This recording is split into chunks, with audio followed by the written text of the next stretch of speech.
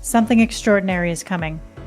My memoir, The Hospitality Leader's Roadmap, Move from Ordinary to Extraordinary, launches on October 15th on Amazon. This book shares my journey from a 15-year-old line cook to seasoned leader in the hospitality industry, packed with insights on leadership, resilience, and transformation. Whether you're an aspiring leader or a seasoned professional, you'll find practical wisdom and inspiration to elevate your career. Mark your calendars, and remember, 10% of sales from October 15th until the end of 2024 will benefit Chow. Grab your copy on Amazon.com on Tuesday, October 15th. Please listen to this message carefully. Today's topic contains sensitive material around sexual violence that may be triggering to some people. There are resources available in this episode if you need them or know someone who does.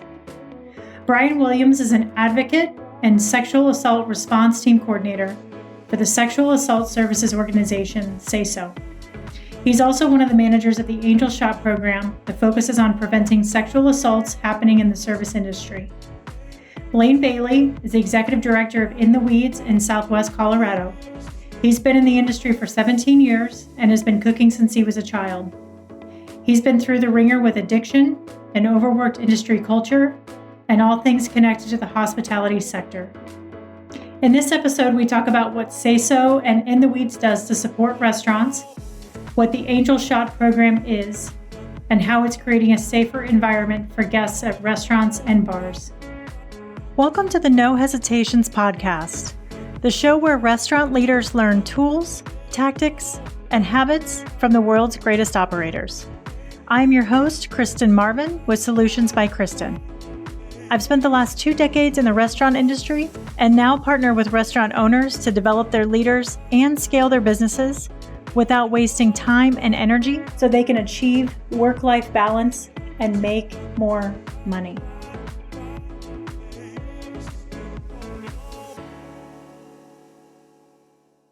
You can now engage with me on the show and share topics you'd like to hear about, leadership lessons you want to learn, and any feedback that you have. Simply click the link at the top of the show notes, and I'll give you a shout out on a future episode. Thanks so much for listening, and I look forward to connecting. All right, Blaine and Brian, thank you so much for being here. Would love to jump into letting the audience know a little bit about your organizations. Blaine, will you start with what In the Weeds is and what it does and how it supports restaurants? Yeah, so In the Weeds is a nonprofit here in Southwest Colorado. We support restaurant hospitality staff with a primary focus on mental health, but that's, a number of different things: physical, financial, social, and then also work to create a sustainable workforce. So it's kind of, not only on their individual needs, but the needs they might have in the restaurants or bars, hotels, those types of things. And then also supporting owners and operators with that, and then general public awareness. How do you do that, Blaine? What are some of the programs that you have in place? So a lot of it was, getting physical health activities access to folks. A lot of people have moved here for the fun outdoor activities of Southwest Colorado. But then they have the barrier of cost of living and being able to afford those. So we have, paddle boards, kayaks, those types of things for folks to take out for free in the industry. And then also provide yoga classes and kind of some other programs to get them outdoors and get to enjoy the outdoors that we all moved here for. I love it. Is that where the name In the Weeds came from? So In the Weeds is actually a phrase in the industry. It's kind of whenever you're buried so deep in, all the tickets, dinner rush, whatnot. And it's kind of, how we explain it. It's you're so busy that you kind of gain that tunnel vision to where you're unable to ask for help. And you're so busy, you don't even think to ask for help. So, that's what we're here for, people to help them in different ways and get them basically out of the weeds. So I love it. Blaine, how did you get involved with the organization? So I am co-founder with a friend of mine, John Rowe. He's up in Fort Collins. He's a counselor now, but we had worked together in restaurants back, for a while back. And one year, 2015, we had lost one of our prep chefs to overdose. And, he was in school at that time. So someone was like, man, whenever you graduate, freaking therapy for chefs, and that kind of started the conversation. And then we started thinking about how it would work in 2019 and started with support groups, and we had people attending. And then we applied for nonprofit status and got that in April of 2020, which was a month after the shutdown for COVID, which just launched us off the ground. It was kind of bittersweet because we're there and what we were doing. We were able to get the funding we needed to be able to support folks. That's great. And have you seen that demand increase since 2020? Yes. I think it's, I think the demand has always been there. I think it's the awareness that now organizations like us, and now there's several different other organizations throughout the U.S. and actually the world that all kind of popped up about the same time. And so since we've begun, still talking with folks, and they're like, this is actually a thing, people care about us. So I think the demand has already been there, and it's shifted in what that is. It's for us a lot of individual support, connecting to resources for housing, financial aid, those types of things. Because we're in such a high cost of living area, but I mean, that's going up everywhere with inflation and whatnot. Yeah, absolutely. Thank you so much. Brian, will you talk about Say So and what the organization does? And then we'll kind of talk a little bit about how the two of you partnered together. Yeah, sure. Well, Say So means Sexual Assault Services Organization, and it's an organization here in Southwest Colorado that's a nonprofit. We've been around since, I guess, the 1970s. We weren't always under the name Say So, but essentially it started because of a need in the community, and there were people who were victims and survivors of sexual violence that were just not getting the services that they needed, which of course prevents people from disclosing, horrible things happening to them in that nature. And so as far as today goes, we go by Sexual Assault Services Organization. We're a survivor-led agency, which means that anybody who uses our services or seeks us out gets to call the shots. You can imagine when somebody is assaulted that they feel very powerless. Well, it's one of our things to try to remind them how powerful that they are, and they have the power to choose and take the next steps forward. Some of the things that we offer, though, is primarily advocacy. And so what that will look like is if they want to make a law enforcement report or go to the hospital, or if they have court proceedings or protection orders, then we're right there by their side, helping them with those steps and take those next actions to live forward. So that's what we do. Each of us here, there's like 7 of us individually that have our own positions. So like a volunteer coordinator, cultural outreach coordinator. I'm a SART coordinator, which I work with the DAs, our law enforcement agencies, other agencies in town, like in the weeds. And so we just are a team of people that try to prevent and end sexual violence and use best practices that are trauma informed so that people are comfortable with disclosing what they've been through. What brought the two organizations together? Whoever wants to take this. Yep. So what was it? It's probably 3 years ago now. I brought on our first program coordinator, our first staff outside of myself, and she was an intern with Say So and worked closely with Brian.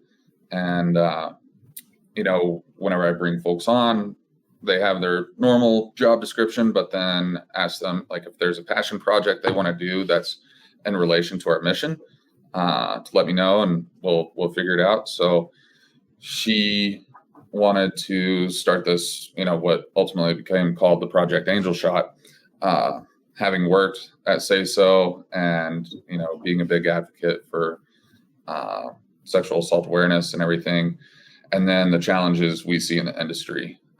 So that's, that kind of started out as her project. We all got connected with Brian and Say So and thought about how this would look and what it would be. And yeah, so that's kind of where it began and brought us together. Hey everyone, before we dive back into our episode, let's talk about a crucial aspect of restaurant leadership: taking back control of your life by setting boundaries. As a restaurant owner or manager, you know how challenging it can be to juggle everything, and saying no can be even more difficult.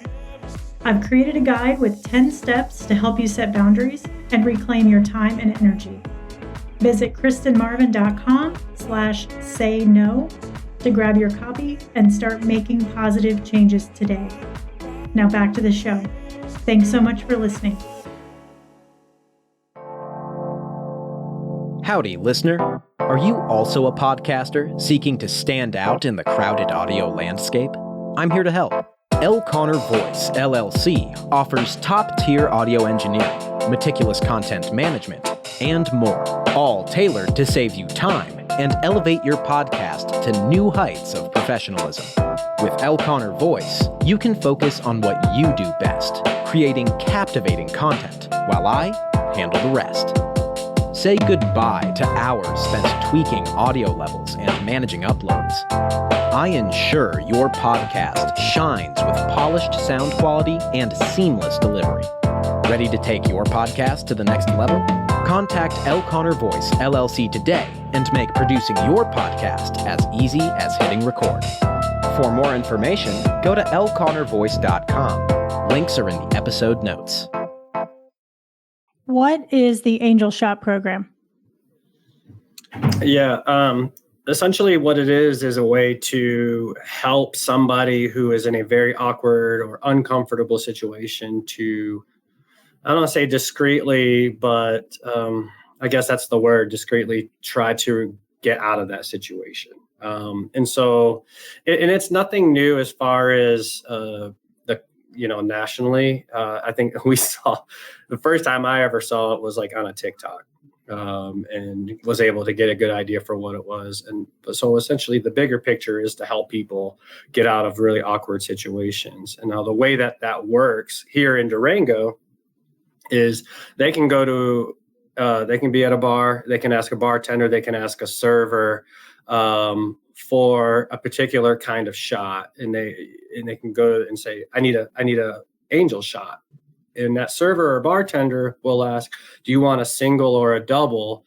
And based on what's happening, they'll determine what kind of shot that is. Now, if they order a single shot, that does mean that they are in a situation that they want to get out of, and that bartender or server needs to call a friend, and they need to have that person, potential perpetrator or offender removed. But more importantly, that person needs somebody to call a friend for them or a cab and get them out of there. Now, if they order a double shot, that means they're more serious danger, and Durango Police Department is called immediately. And so that's essentially, what that program is about. And again, it's just to help them, in a more non-confrontational way, be able to get out of a very situation that could be harmful. I was not aware of this program until we spoke a couple months ago, and it was just really, it really took me back. Working in the industry for 20 years, when did this start to become a thing and a big issue enough to need this organization and support around it? Brian, you might be able to answer this more. I mean, ever since people have been putting roofies in drinks, really. I think what Caden, who was our program coordinator at the time, what we were looking at was there were similar projects like this throughout the states, Brian was saying.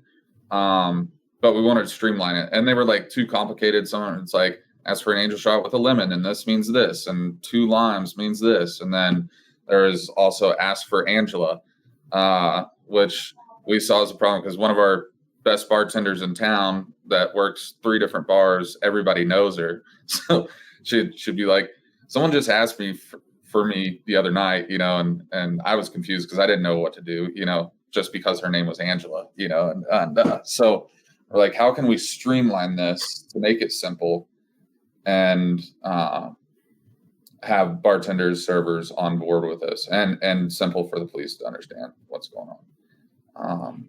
So it's how need, but streamlining it kind of where we saw it. And talk a little bit about, this is just so it's such a different topic for me. Again, just being so unfamiliar with it, but just trying to put myself in the perspective of a restaurant owner. How do they even know if this is an issue in their bars or restaurants? Do you want to go with that one?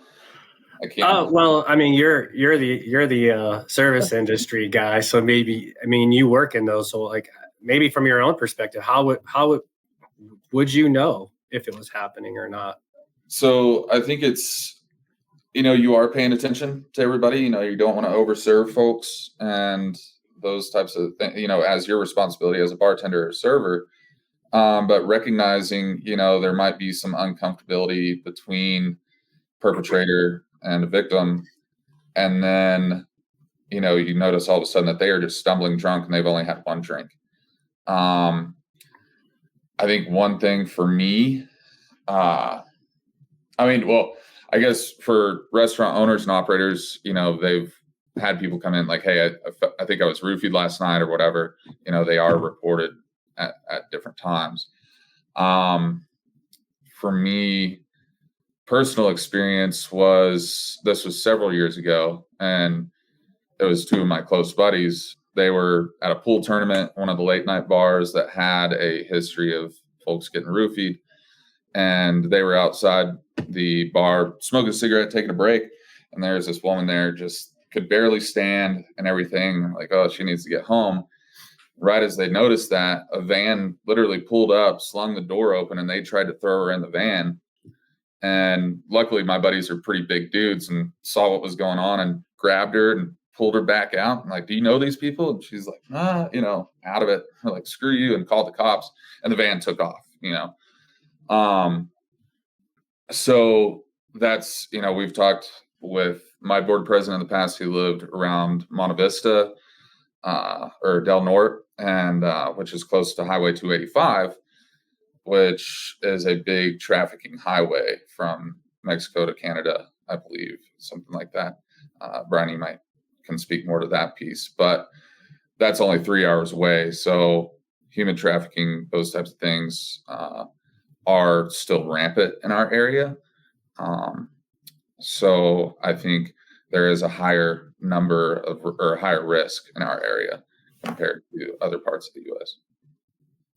Yeah, I think, from a say-so perspective is well, a lot of people don't think of it this way because we know we're talking about roofies and stuff, but the actual number one date rape drug is actually alcohol, right?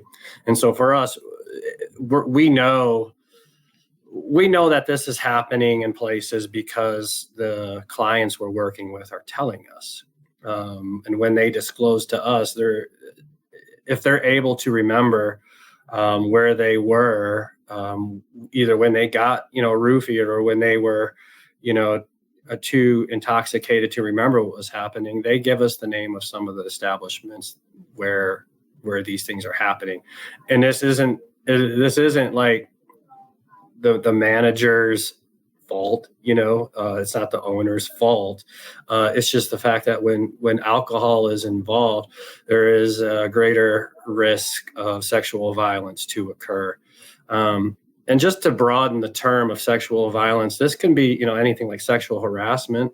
This can be unwanted sexual touch. This doesn't actually what we would say is rape.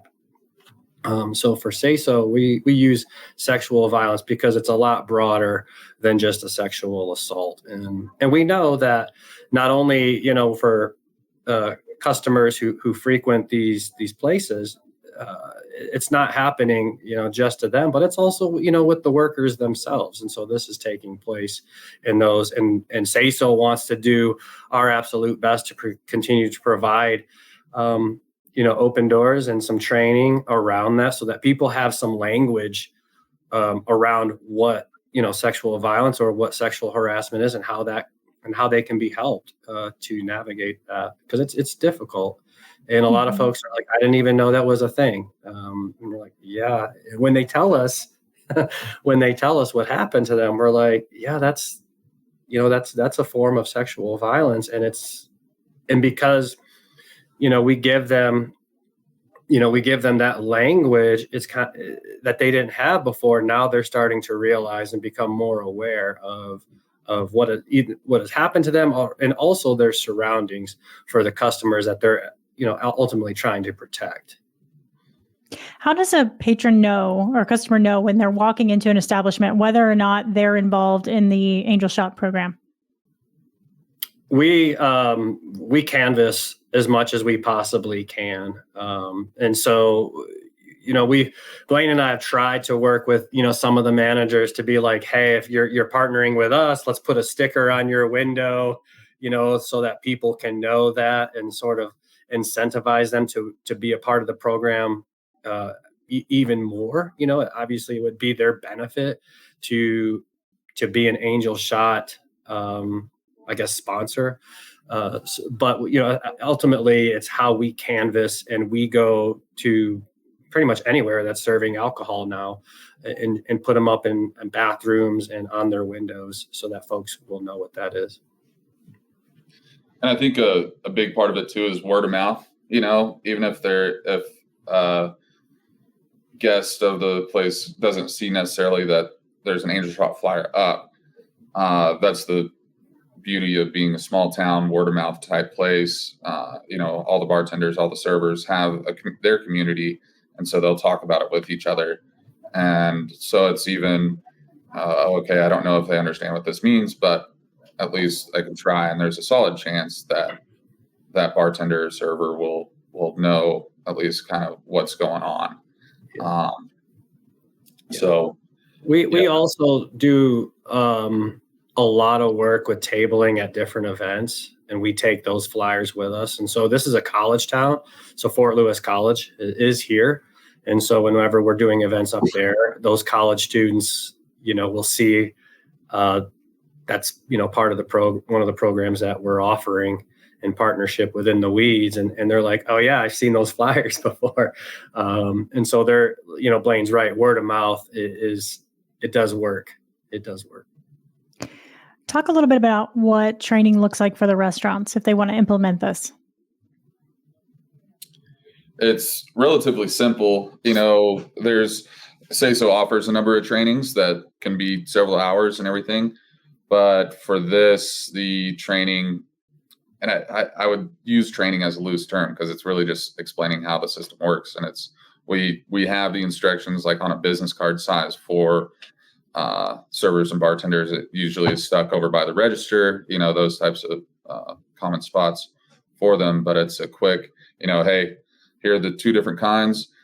You call deep, if you get a double shot, you're calling dispatch at Durango Police Department and let them know that you have an Angel Shot situation, and they'll come down and support you and removing the person and ensuring that the victim might be or get out safely. So, yeah, and we also I think once a quarter in the Weeds and DPD try to do a safe to serve training or tips training where we come in probably for the last 30-45 minutes of that training and present this, and that room is for servers and managers and bartenders, so they're aware of the program as well.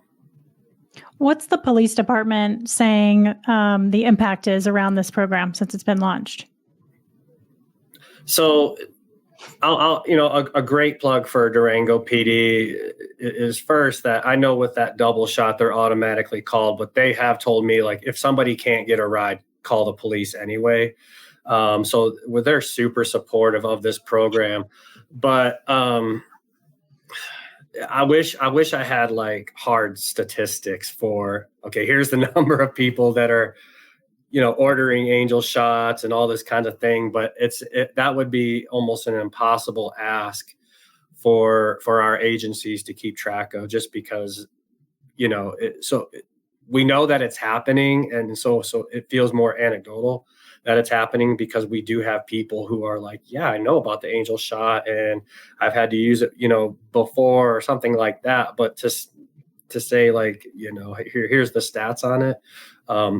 Durango PD is not going to be able to keep track of how many calls they're getting to a bar or restaurant because it's an Angel shot call. And in the weeds and Say So won't be able to do that either. So, but we do, and Blaine, I mean, I know you shared with me a couple weeks ago, an Angel shot story where we know it's working, and you feel free to talk about that. But we do believe that it's working, even if people are seeing the flyers and are aware of it.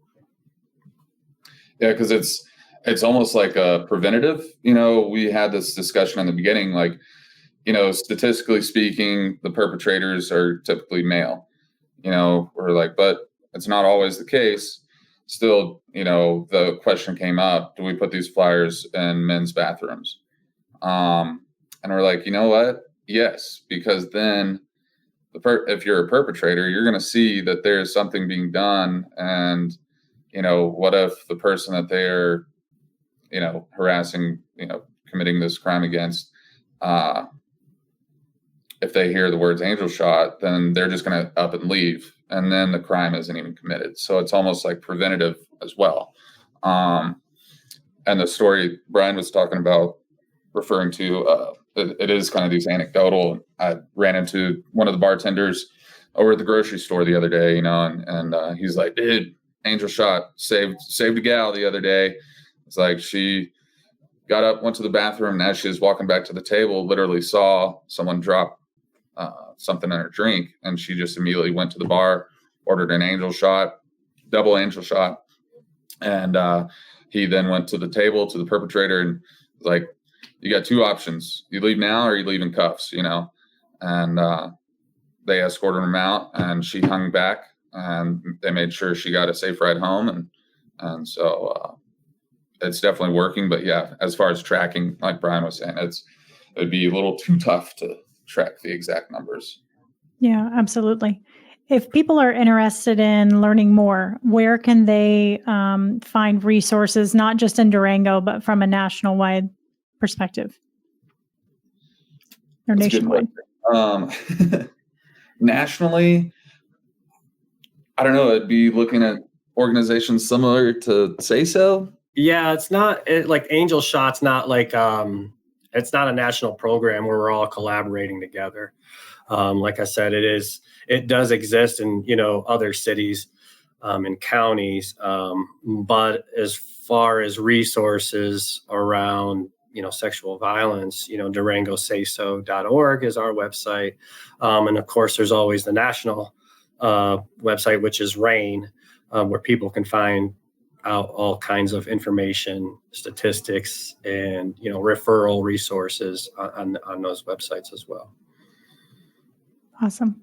And then Blaine, how can people get a hold of you and In the Weeds? So yeah, go into our website, which is intheweedsco.org, or following us on Facebook, Instagram. Our phone number is 970-880-1570. I know Say So has a 24-hour hotline.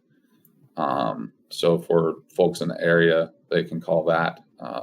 Brian, I'll let you throw that number out if you want. I don't have it off the top of my head.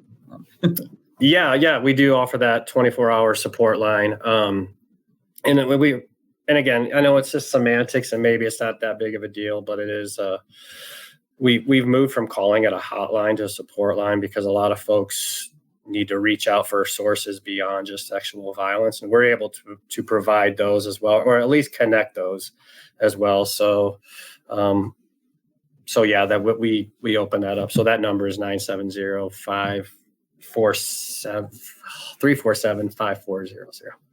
And it's 24/7, and we have people, great volunteers and staff backing that as well. Awesome. So I'd say if you're a restaurateur listening to this and you want to get involved, please reach out.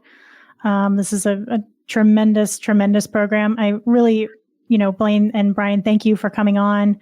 Thank you for, just continuing to do the work that you're doing to support restaurants and guests and creating a safe, inclusive environment for everybody and spreading this awareness. It's just incredible. So I just can't thank you enough for being here. And I know this is a tough subject to talk about. It's been uncomfortable for me, and I've learned a lot. So I really appreciate that. And, again, just really encourage anybody, if you need resources, you know anyone that does, please reach out to Say So.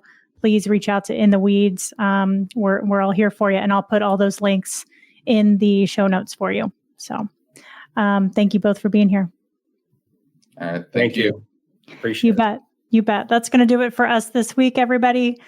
Please be sure to share this podcast with any leaders you know in the restaurant industry.